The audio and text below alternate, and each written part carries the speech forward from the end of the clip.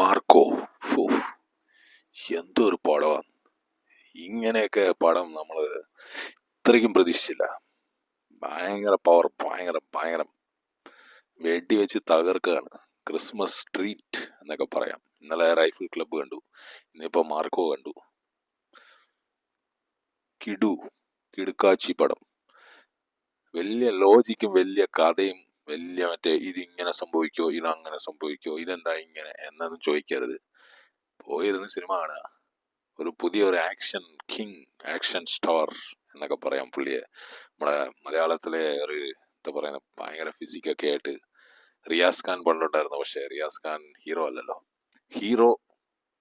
ഒരു ഹീറോ ആയിട്ട് വരുമ്പോ ഇങ്ങനൊക്കെ വേണം, ഇങ്ങനൊക്കെ ഉണ്ടെങ്കിൽ പൊളിയാ മോനെ എന്ന് പറയുന്ന പോലെ ഒരു സംഭവമാണ് നമ്മുടെ ഉണ്ണിമൂന്തന്റെ മാർക്കോ. എന്തൊരു ആക്ഷനാ പോയി, എന്തൊരു വയലൻസ് ആണ്.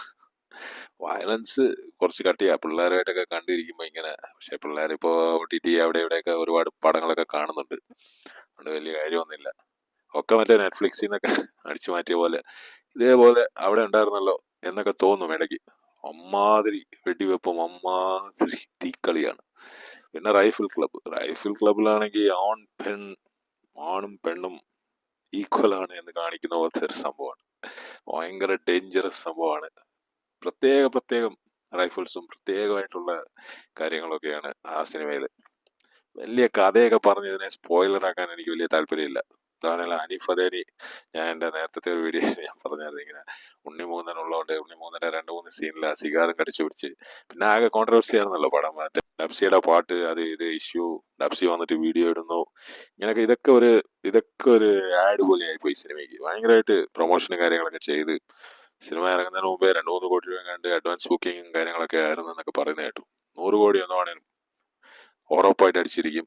അടുത്ത പുള്ളി ഹിന്ദിയിലേക്ക് കയറി പോകുമെന്നൊക്കെ എനിക്കൊരു സംശയമുണ്ട്. ഇത് കണ്ടിട്ട് എനിക്ക് ആ ഒരു റോക്കി ബൈ ഫീലിംഗ് ആണ് വന്നത്. സംഭവം സൂപ്പറായിട്ടുണ്ട്.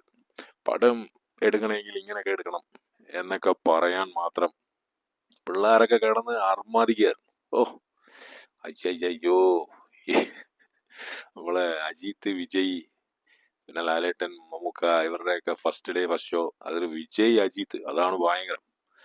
അതുപോലെയൊക്കെ തോന്നിപ്പോയി എനിക്ക് ഇടയ്ക്ക്. ഇതെന്തോടെ ഇത്, നമ്മള് നാട്ടിൽ തന്നെയാണോ എന്നൊക്കെ തോന്നിച്ച ഒരു സിനിമയായിരുന്നു നമ്മുടെ മാർക്കോ.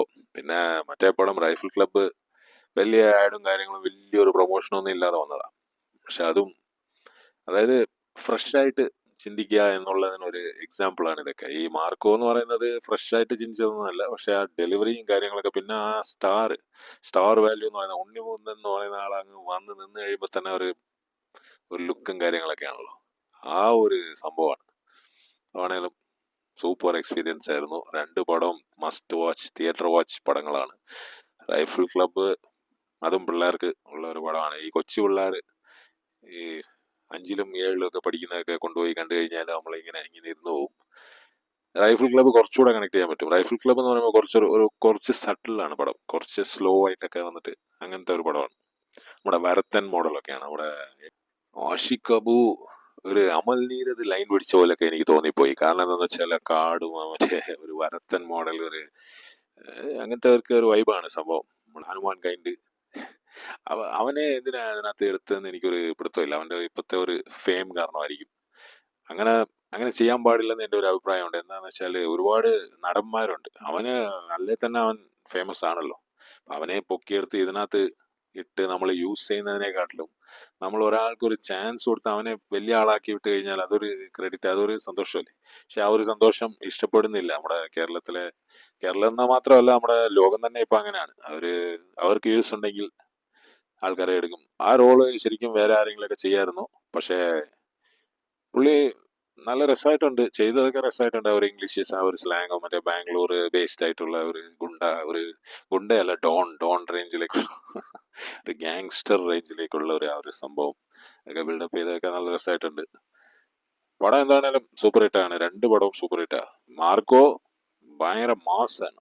ഈ റൈഫിൾ ക്ലബ്ബ് കുറച്ച് സട്ടിലാണ്, പക്ഷേ ആൾക്കാർക്ക് ഇഷ്ടപ്പെടും. നമ്മുടെ RDXനെക്കാട്ടിലൊക്കെ ഭയങ്കരമാണ്. മാർക്കോ എന്ന് പറയുന്ന നമ്മുടെ KGF റേഞ്ചിലേക്കൊക്കെ കൊണ്ടുപോകാം. ഇത് മാർക്കോ 2 ഉം 3 ഒക്കെ വരുമെന്ന് തോന്നുന്നു കണ്ടിട്ട്.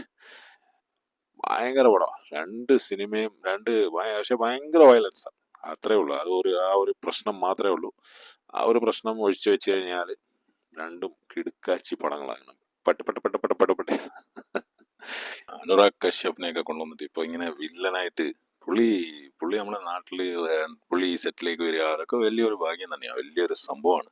പുള്ളിയുടെ കയ്യിൽ നിന്നൊക്കെ ഒരുപാട് പഠിക്കാൻ പറ്റുന്ന ഒരാളാണ്, പഠിപ്പിക്കാൻ പറ്റുന്ന ഒരാളാണ്. പക്ഷെ പുള്ളി ഇങ്ങനെ വർത്താനം പറഞ്ഞാൽ തന്നെ അത് നമ്മൾ ശ്രദ്ധിച്ചാൽ തന്നെ അമ്മാതിരി ഒരു ക്യാരക്ടറാണ് നമ്മുടെ അനുരാഗ് കശ്യപ്. അയാളും ഉണ്ട് നമ്മുടെ റൈഫിൾ ക്ലബില്. ഭയങ്കര ഭയങ്കര പടമായി പോയി. ഭയങ്കര പടം എന്ന് പറഞ്ഞാൽ ഭയങ്കര പടം. അതായത് കഥ ലോജിക് ഒന്നും ഇല്ലെങ്കിലും നമുക്കത് റിലേറ്റ് ചെയ്യാൻ പറ്റും.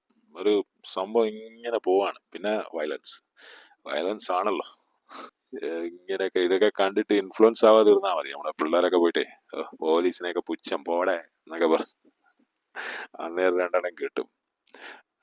അതൊക്കെ പിള്ളേരിപ്പോ കുറച്ചൊക്കെ മൈൻഡൊക്കെ ക്ലിയർ ആണെന്ന് തോന്നുന്നു. എന്നാലും കുറെ വാണങ്ങളുണ്ട്, കുറെ എണ്ണം ഇങ്ങനെ ഉള്ള വാണപരിപാടിയൊക്കെ ആയിട്ട്. ആണെങ്കിലും സൂപ്പർ എക്സ്പീരിയൻസ് ആണ്. ക്രിസ്മസിന് എല്ലാവരും പോയി കാണും. മാർക്കോ, പിന്നെ നമ്മുടെ റൈഫിൾ ക്ലബ്. ഓ